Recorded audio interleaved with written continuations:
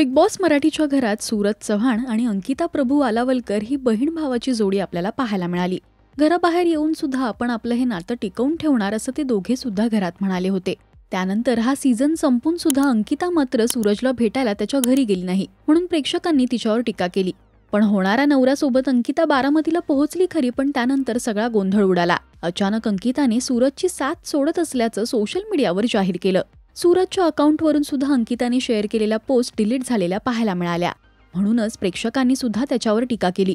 त्यानंतर या सगळ्याबाबत सूरजने प्रेक्षकांची माफी मागितली. या घडल्या प्रकारावर आता अंकिताने तिच्या युट्यूब चॅनलवर एक व्हिडिओ शेअर केलाय. त्यात बारामतीला नेमकं काय घडलं हे तिने सांगितलंय. अंकिता म्हणाली, बिग बॉसच्या घरात असताना मी अनेकदा सूरजला त्याला त्याचं मत मांडता येत नाही म्हणून नॉमिनेट केलं. या गोष्टीवरून माझ्यावर आजही टीका होते, पण त्याला त्याचं मत मांडता येत नाही म्हणून काही गोष्टींमध्ये तो फसला जातोय. अंकिता म्हणाली की जेवढं ती सूरजच्या गोष्टींमध्ये लक्ष द्यायला जाते तेवढं तिला बाजूला केलं जातंय. तिच्या बिझी स्केड्यूलमधून तिला त्याच्याकडे लक्ष देता येत नाहीये. बिग बॉस संपल्यानंतर सगळेच सूरजच्या घरी गेले, पण मी गेले नाही म्हणून माझ्यावर सुद्धा टीका झाली. त्यानंतर सूरजने स्वतः मला फोन केला आणि तू कधी येतेस असं विचारलं, पण हे त्याचं वाक्य नव्हतं हे सुद्धा मला जाणवलं. सूरजचा ज्या पद्धतीने वापर केला जातोय हे मला पटत नाहीये. त्याला अजित पवार घर बांधून देणार आहेत.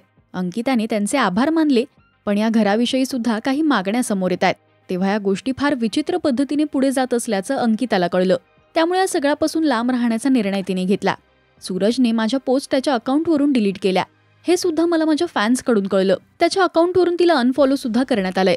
एक खोटं बोलण्यासाठी 1000 खोटी बोलावी लागतात आणि यामध्ये सूरजचा बळी जातोय असं अंकिता म्हणाली.